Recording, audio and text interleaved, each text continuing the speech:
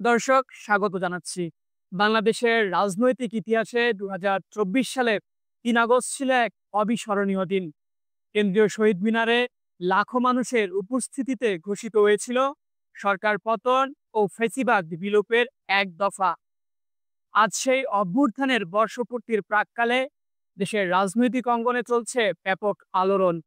এবারও ৩ আগস্ট কেন্দ্রীয় শহীদ মিনারে বড় সমাবেশের ডাক দিয়েছে জাতীয় নাগরিক পার্টি এনসিপি। জুলাই গণঅভ্যুত্থানের বর্ষপূর্তি উপলক্ষে এনসিপি এখন জেলায় জেলায় দেশ গড়তে জুলাই পদযাত্রা কর্মসূচি পালন করছে। এনসিপিতে থাকা গণঅভ্যুত্থানের সম্মুখ সারির নেতারা সারা দেশ চষে বেড়াচ্ছেন। পদযাত্রা কর্মসূচি, পথসভা ও সমাবেশগুলোতে বিপুল সংখ্যক মানুষের সমাগম হচ্ছে। এ পদযাত্রা চলবে ৩০ জুলাই পর্যন্ত। এরপর ৩ আগস্ট ঢাকার কেন্দ্রীয় শহীদ মিনারে সমাবেশ হবে। কেন্দ্রীয় শহীদ মিনারে এনসিপি যে সমাবেশ করার কথা বলছে, সেখানে ঠিক কি হবে তা নিয়ে রাজনৈতিক অঙ্গনে কৌতূহল রয়েছে। কারণ পদযাত্রা শুরুর আগে গত ২৯ জুলাই ঢাকার বাংলা মোটরে দলের অস্থায়ী কেন্দ্রীয় কার্যালয়ে এক সংবাদ সম্মেলনে এনসিপির আহ্বায়ক নাহিদ ইসলাম ঘোষণা দিয়েছিলেন ৩ আগস্ট কেন্দ্রীয় শহীদ মিনারে ছাত্র জনতার পক্ষ থেকে তারা জুলাই ঘোষণাপত্র ও ইশতেহার পাঠ করবে। নাহিদ ইসলাম আরো বলেছিলেন, ২ দফায় প্রতিশ্রুতি দিয়েও সরকার জুলাই ঘোষণাপত্র দিতে পারেনি। কেন দিতে পারেনি সেটিও স্পষ্ট করা হয়নি। এখন তারা আর সরকারের কাছ থেকে এটা আশাও করছে না। গণ অভ্যুত্থানে যারা অংশগ্রহণ করেছেন তাদের মধ্য থেকে যারা আসবেন তাদের নিয়েই এনসিপি ঘোষণাপত্র দেবে। আগামী ৫ আগস্টের মধ্যেই এটা হবে। এছাড়া চলমান জুলাই পদযাত্রায় গত বৃহস্পতিবার মাগুরায় এক সমাবেশে নাহিদ ইসলাম বলেন, ৩ আগস্টের মধ্যে তারা জুলাই ঘোষণাপত্র ও সনদ দেখতে চান। ৩ আগস্ট তারা শহীদ মিনারে থাকবেন। এর মধ্যে সরকার জুলাই ঘোষণাপত্র প্রকাশ করতে ব্যর্থ হলে সারা দেশের ছাত্র জনতাকে সঙ্গে নিয়ে তারা আবার আন্দোলনে নামবেন। এনসিপির এমন হুঁশিয়ারির মধ্যে সম্প্রতি পরিকল্পনা উপদেষ্টা ওয়াহিদুদ্দিন মাহমুদকে জুলাই ঘোষণাপত্র তৈরির দায়িত্ব দিয়েছে অন্তর্বর্তী সরকার। সরকারের পক্ষ থেকে ইতিমধ্যে জুলাই ঘোষণাপত্রের একটি খসড়া বিএনপি সহ কয়েকটি রাজনৈতিক দলের কাছে পাঠানো হয়েছে।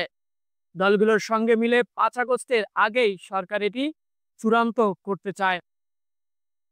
সংবিধানের রাষ্ট্র পরিচালনার মূলনীতিতে জুলাই ঘোষণাপত্রের স্বীকৃতি ও কার্যকারিতা চায় এনসিপি। তবে এনসিপি ও বিএনপির অবস্থানে রয়েছে বিরাট ফারাক। ঘোষণাপত্রকে সংবিধানের মূলনীতিতে অন্তর্ভুক্তের বিষয়ে একমত নয় বিএনপি। ঘোষণাপত্রের পুরোটা না দিয়ে জুলাই গণঅভ্যুত্থানের চেতনাটুকু ধারণ করে স্বীকৃতি দেওয়ার জন্য সংবিধানের চতুর্থ তফসিলে শুধু জুলাই অভ্যুত্থান ২০২৪ রাখার পক্ষে দলটি। বিএনপি মনে করছে সংবিধানের পুরো ঘোষণাপত্র নয়, শুধু জুলাই চেতনা স্বীকৃতি পেলেই চলবে। কিন্তু এনসিপি বলছে পুরো ঘোষণাপত্রকে সংবিধানের মূলনীতিতে অন্তর্ভুক্ত করতে হবে। কারণ এটি শুধু রাজনৈতিক দাবি নয়, এটি অভ্যুত্থান, জনগণের ন্যায় বিচার আকাঙ্ক্ষার প্রতিফলন।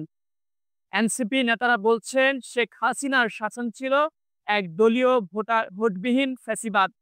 তারা শুধু অবৈধ শাসন নয়, বরং সাংবিধানিক লেবাসে চাপিয়ে দেওয়া এক দুঃশাসন। তাই ৩ আগস্টের অভ্যুত্থানকে আইনি বৈধতা দিতে হবে। তারা বলছেন, না হলে ভবিষ্যতে এই আন্দোলনকে অসাংবিধানিক ও রাষ্ট্রদ্রোহী বলে নেতাকর্মীদের বিচারের মুখোমুখি করা হতে পারে। তাদের দাবি, ঘোষণাপত্রে স্পষ্ট থাকতে হবে যে জুলাই অভ্যুত্থান ছিল জনগণের গণতান্ত্রিক অধিকার প্রতিষ্ঠার আন্দোলন। এটা ছিল ইতিহাসের দাবি, কোনো অপরাধ নয়।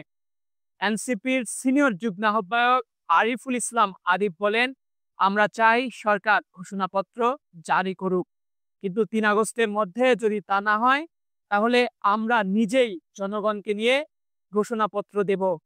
এটাই হবে আন্দোলনের দ্বিতীয় অধ্যায়ের সূচনা। দর্শক, আপনি কি মনে করেন, সরকার সময় মতো ঘোষণাপত্র দেবে, না এনসিপির হাতেই আরেকটি ইতিহাস লেখা হবে। মতামত জানান কমেন্টসে। ভালো থাকবেন। আল্লাহ হাফেজ।